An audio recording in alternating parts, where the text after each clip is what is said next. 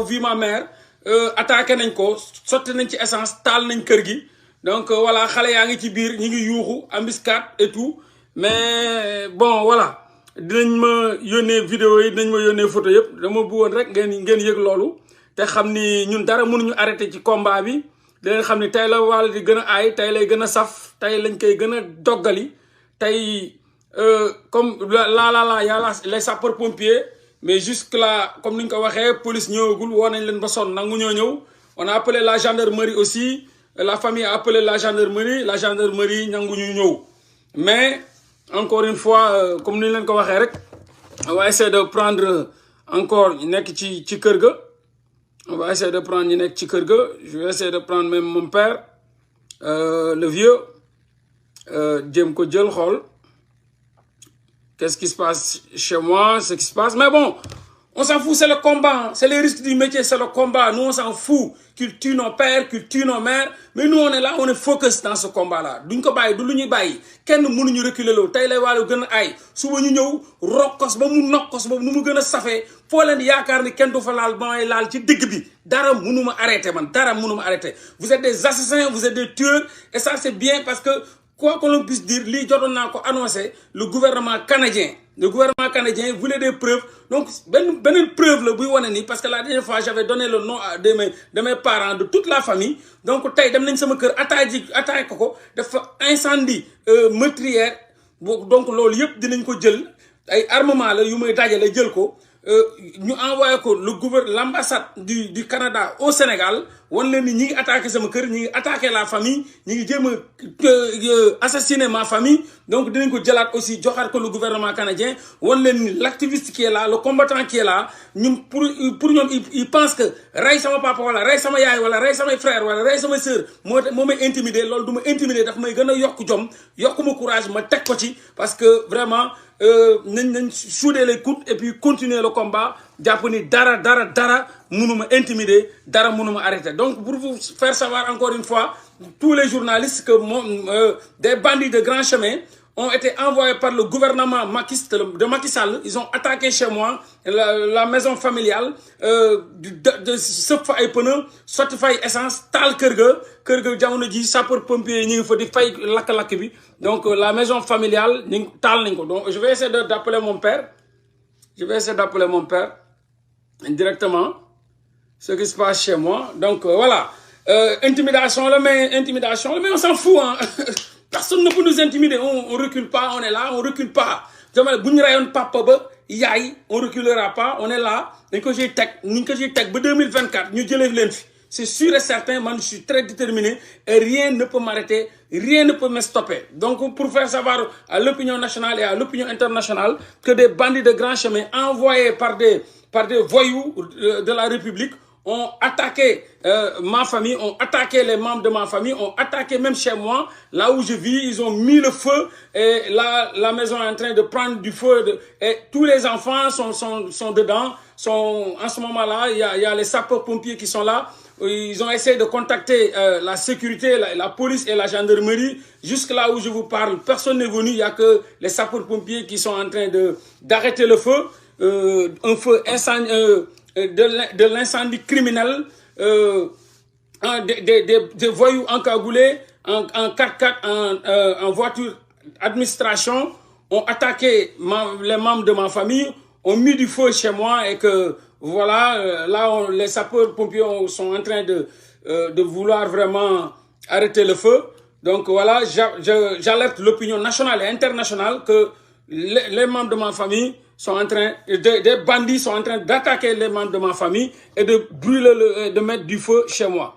Donc là, j'étais en train de vouloir contacter mon père, mais en ce moment-là, je pense qu'il est affaire bête na leen parce que ils ont vu du feu, kër gaa ngay tàkk.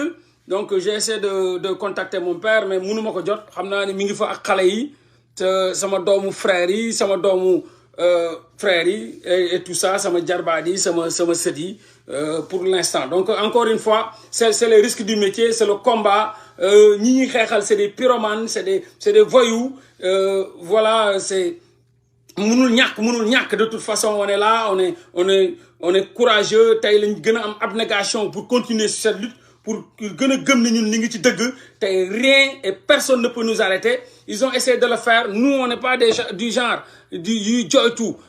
À tout moment que ma famille est en danger, depuis pas mal de temps, depuis 2 semaines, ils sont en train, ils ont cherché le numéro personnel de ma mère. Ils l'envoient des messages, ils l'insultent, ils envoient toujours des messages à ma mère, ils appellent ma mère, ils les menacent, ils menacent ma mère, ils envoient des messages à ma mère qu'ils vont passer pour le tuer et tout ça. Je suis au courant de tout, mais bon, j'ai toujours dit à ma mère, calmez-vous, c'est pas grave, on est là, calmez-vous, et bon voilà, aujourd'hui ils ont vraiment joint l'acte à la parole, ils ont mis le feu chez moi, chez la maison familiale, chez mon père et chez ma mère. Donc, depuis pas mal de temps, depuis presque 2 semaines, ma famille subit des menaces de mort, des appels téléphoniques masqués et que ils ont tout fait pour avoir le numéro de téléphone à ma mère qu'ils appellent à tout moment en train de l'insulter, de la menacer. Mais comme j'ai toujours dit à ma mère que restez sage, restez courageux, et restez fort, c'est normal. Vous avez un fils qui est un combattant, qui est un activiste. Et bon, c'est normal, dans un pays vraiment super dangereux. Donc, j'alerte l'opinion nationale et internationale que des bandits de grand chemin encagoulés avec des voitures de l'administration ont attaqué chez moi à Kaolack, une ville sénégalaise, une ville à 145 km de la capitale. Donc, le quartier s'appelle Boustan. Là, en ce moment, la maison est en feu. Voilà. Donc, je vais essayer d'appeler, parce que là, avec l'Ifa Khaouni, voilà, l'Ifa Khaou Doynawar. Donc, comme nous l'avons dit, pour intimider, c'est très difficile de les avoir pour l'instant là, parce que il y a les sapeurs-pompiers là-bas. Voilà, Minini, Kurgagini, en feu. La maison est là en feu. Vous avez vu? Ça, c'est chez moi, c'est en feu. Ma maison en feu. La maison familiale en feu. Donc, ils sont en train de prendre des vidéos de chez moi. Ils ont mis le feu là-bas. Les sapeurs-pompiers, des bandits, le gouvernement a attaqué chez moi. Ils ont mis le feu. Ils ont mis le feu chez moi. Depuis pas mal de temps, ils passent chez moi, chez ma famille. Ils les insultent, les menacent de mort, des appels de menaces de mort qu'ils vont passer pour brûler la maison. Et aujourd'hui, ils sont passés. Ils ont brûlé chez moi. Il y a les sapeurs-pompiers de là-bas. Ils sont en train de vouloir arrêter le feu. Le gouvernement criminel. Donc, demain, Inch'Allah, je vais envoyer tout ça à mon avocat. Déjà, j'avais porté plainte le gouvernement sénégalais et j'avais reçu un message du gouvernement canadien qui m'avait appelé à venir la semaine prochaine pour s'expliquer de ce qui se passe. Et entre-temps, ils ont brûlé la maison familiale. Donc, pour les ñëpp ngeen déglu ko. Donc, ngeen jàpp ni ay bandits yi ñu yónni attaqué nañ sama kër.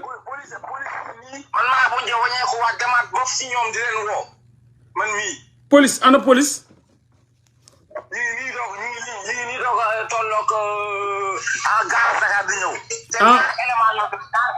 ñaari élément la police yónnee. léegi police ñaari élément yooyu pour def constat la wala lan.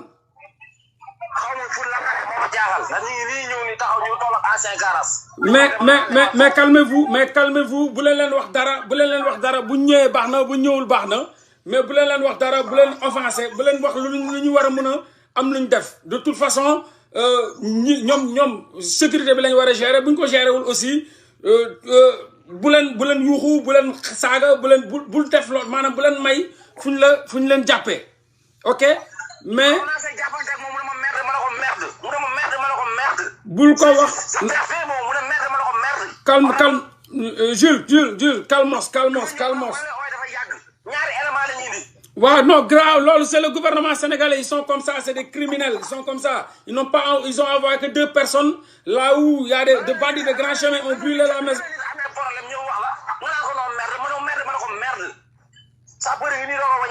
police yi ñu tolloog à 2 kilomètres dem di ñëw te ñaari élément lañu indi. mais lu ma bëgg a xam mooy est-ce que xale yi ñoom ñëpp ils sont à l'abri génne nañ leen foofu ils sont sortis de la maison.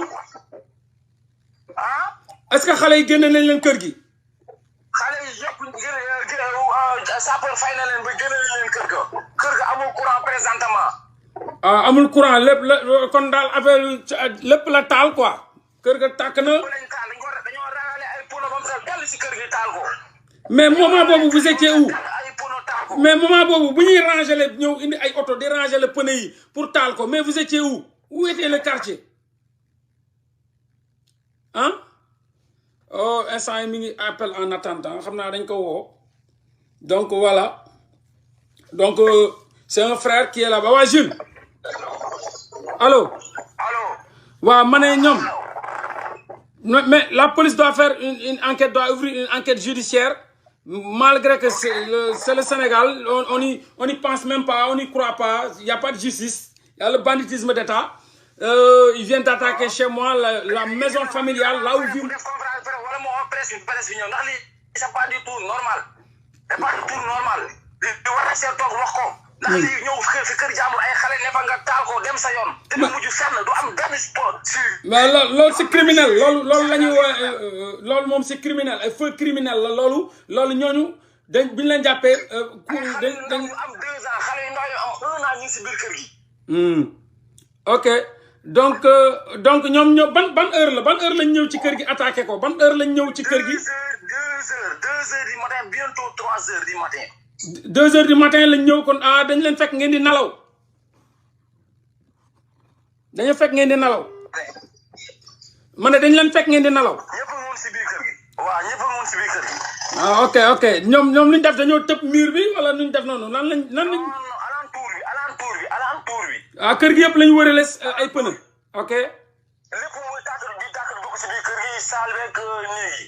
ay xale fa nekkoon. d'accord donc maanaam luñ préparé la parce que ku mun a dajale luñ préparé lu yàgg la parce que ku mun a dajale pneu yi day noonu ba wër kër gi yëpp encercler kër gi yëpp ak ay pneu ba di ko sotti essence taal ko loolu munoo dajale ay pneu loolu ci benn minute munoo ko dajale ci benn fan donc c'est quelque chose qu'ils ont préparé en fait donc munuñu ñëw ne kii la wala taalibi kii la wala kii la en tout cas gouvernement bi wane nañ ni lu wane ni ñoom seen bopp dañ cee takk rip parce que police ñu koy woo suba ba léegi ñëwul gendarmerie ñu koy woo suba ba léegi ñëwul ñu yónni ñaari nit donc encore une fois ça montre que ñoom takk nañ ci rip te dajale lu maximum de pneu boobu bay taal kër gi ci il faut des jours ou bien il faut même toute une journée donc du li nga xam ni c'est instantané wala spontané c'est quelque chose qu'ils ont préparé mais donc courant amu fa ma ne courant amu fa. amuñu courant présentement kër gi yëpp amuñu courant. mais safara bi dafa dem ba ci biir salle bi wala fan la yem safara bi. dafa dem ba ci biir salle bi si biir salle bi ak néegu xale yi laal bant yi yàq bant yi. yàq palanteer yi. gis naa demain dinaa la woo dinaa jël huissier ñu dem jël huissier mu ñëw def constat yi demain incha allah demain matin dinaa fay huissier ñu contacter benn huissier mu ñëw def constat yi lakk-lakk yi ñu fa def taal yi ñu fa def ñu constater incendie bi. je te reviens c'est pour les questions de la police je te reviens. la police moom mooy laajte quoi. waaw. d'accord mais ñaari policiers ñoo ñëw quoi. waaw. d'accord donc lii la mi ngi nii présentement kër gaa ngi nii safara yaa ngi nii tàkk mais Jules da ngay jël image yu gën a bëri waaw mais dafa xaw a lëndëm moo tax. waaw jëlal lépp même bu lëndëmee saxaar bi la mais da nga koy jël dama ko soxla c'est des preuves pour montrer le gouvernement sénégalais dama leen porter plainte fii le gouvernement canadien yónnee nañ ma maanaam accusé de réception wan na ni jot nañ sama lettre bi ma leen accusé ñett c'est des criminels yu bëgg a rey sama famille xam nga laa dernière fois jël naa yéen ñëpp seen carte d'identité et tout jox naa ko le gouvernement canadien donc dañ doon xaar benn acte bu ñu def voilà dañ doon xaar benn acte bu ñu doon def pour jëmale ko ci sama famille pour loolu preuve yooyu ay preuve la yu may yóbbu demee nu mu gën a gaaw jox ko sama avocat ñu répliquer ko daar jox ko le gouvernement canadien que waaw voilà que maintenant ils nous ont attaqué donc voilà ça fait même pas waxoon naa leen ko ça fait même bien 1 mois presque bu ma demee wut avocat porte plainte le gouvernement canadien le gouvernement sénégalais ci gouvernement canadien bi ci rey bu ñuy menace de mort yi ñuy def ak rey bu ñuy jëm ak attaques yi ñuy def sama famille parce que wax naa leen ko maa ngi leen koy doog a wax mais sama famille depuis presque 1 mois maa ngi leen di calmer parce que ñi ngi leen di woo di leen menace de mort di leen saaga ay ndey jël sama numéro yaay di ko saaga ay ndey di ko menacer de mort loolu yëpp waxuma leen ko parce que man maa ngi calmer woon la famille di la wax dal leen wax ma mënuma ko arrêter xeex bi mënuma ko arrêter donc dal leen donc tey nag lañ koy doog a appliquer ma bu nga xamal sénégalais yi que depuis 1 mois sama famille ñi ngi subir injustice bu doy waar boo xam ne ñi ngi leen di woo ñi ngi leen di saaga ay ndey ñi ngi fay dem di leen menacer jël sama numéro yaay di ko saaga ay ndey di ko menacer ne ñi ngi fay ñëw ray leen chaque jour sama yaay mi ngi nii mun naa leen tagal message yi du jeex donc le père il est vraiment calme mais xam nga jigéen rek mère yi donc mi ngi nii ma mère ma tagal leen ko ni yàgg nañ jaar sañu kër di menacer sama yaay di menacer mes parents waaw donc voilà mën naa leen tagal audio bi gis ngeen appel yaa ngi nii appel manqué depuis li décembre gis nga kii sama yaay la mi ngi nii donc ñi ngi fay jaar di menacer moom moo may wax ni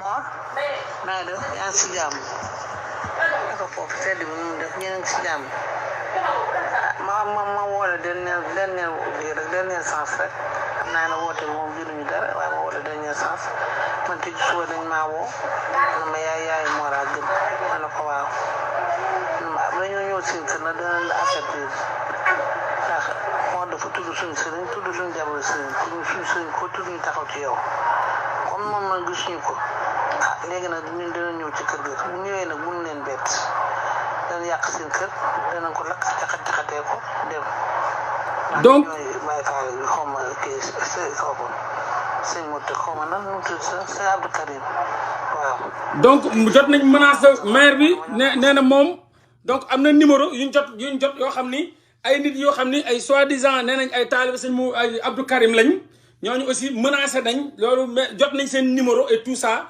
ñooñu nee nañ ñooñu tamit waxoon nañ ni dinañ ñëw ci kër ga dinañ taal kër gi donc menaces yi moom ça fait vraiment man ma wax duma menace parce que man nee naa dee naa bu yàgg mais ça fait presque 1 mois ñi ngi menacé suñu waa kër nee nañ dañ leen di rey nee nañ dinañ fa ñëw dinañ ko taal donc voilà encore une fois pour yëgal gars yi sénégalais yi que les bandits les voyous de grand chemin ñooñu ñi nga xam ne ñoom ñoo gouvernement bi ak et cetera avec les faux marabouts les marabouts imbéciles du Sénégal xaji dee yi nga xam ne duñu dara tekkiwuñu dara aussi ak seen faux talibé yi et cetera ña ngay jéem a ne dañuy intimider en passant par la famille di fa menacer di fa taal di lakk mais comme ni ma leen ko waxee on n'arrête pas la mer avec ses bras dama ne boo leen rayoon sama famille yëpp ba ñu jeex boo leen taaloon kër yëpp du ma teree wax du ma arrêté loo man ak yéen ba 2024 man ak yéen ba ngeen fiy jóge man ak yéen ba cour pénal international di leen topp man ak yéen ba justice am Sénégal donc man ak yéen daraay àdduna mënuma intimider donc loolu ma bëgg ngeen xam ko donc maa ngi alerter l'opinion nationale internationale di leen xamal ni le combat continue mais aujourd'hui là où je vous parle des voyous des gens encagoulés ont attaqué les membres de ma famille et ça fait presque 1 mois qu'ils sont en train d'appeler ma famille, de les menacer de mort, qu'ils vont passer pour les tuer, pour les assassiner. Et aujourd'hui, ils sont passés à l'acte. Ils ont mis le feu chez moi. Ils ont mis le feu chez les membres de ma famille. Les enfants étaient dedans. Ils étaient en train de dormir. Aux abords de 2 heures du matin, ils sont venus avec des voitures 4x4, avec des pneus et de l'essence. Ils ont brûlé la maison. Donc, encore une fois, mon père était là-bas en train de dormir, ma mère et tous les enfants qui étaient là-bas, des petits-enfants, des filles, des garçons. Donc, ils ont mis le feu chez moi, ils ont brûlé le feu. En ce moment, il y a les sapeurs-pompiers et on vient de me dire qu'il y a la police qui vient d'arriver avec 2 policiers depuis presque 2 heures du matin, jusqu'à là où je vous parle, 3 heures ou 4 heures du matin. La police vient d'arriver. La gendarmerie n'était pas venue, la police a envoyé juste 2 personnes. Donc voilà pour alerter l'opinion nationale, pour vous dire qu'on est là, on est des rappeurs, des activistes, des combattants qui combattent l'injustice, qui combattent la malgouvernance, qui se battent pour la transparence et que là aujourd'hui, là où je vous parle, le Sénégal, un pays antidémocratique, un pays de voyous, un pays de dynastie, des bandits tapis dans l'ombre, ont envoyé des bandits chez moi, ils ont mis le feu et qu'en ce moment, les sapeurs-pompiers sont en train d'éteindre le feu et d'essayer de faire tout le possible. Mais bon, voilà quoi. De toute façon, comme on le dit, on n'arrête pas la mer avec ses bras, on continue le combat. Donc voilà, ça, voilà. Voilà, ça c'est ma maman qui m'envoie des messages, qui a essayé de m'appeler. Mais comme je l'ai dit, je ne suis pas quelqu'un qu'on arrête. Et je le dis haut et fort, même si le gouvernement envoie des assassins qui tuent toute la famille, moi je n'arrêterai pas ce combat. C'est un combat citoyen, c'est un combat que je mènerai jusqu'à ma dernière goutte de sang, jusqu'à mon dernier soupir. C'est un combat que je n'arrêterai jamais de la vie. Jamais de la vie. Et je n'arrêterai pas ce combat. Et allez-y, tuez la famille, éliminez la famille, brûlez les maisons, faites tout ce que vous voulez. Mais un jour viendra, vous rendrez compte à la justice sénégalaise, vous rendrez compte au peuple sénégalais. De toute façon, moi je suis là et que je ne reculerai pas, j'arrêterai jamais.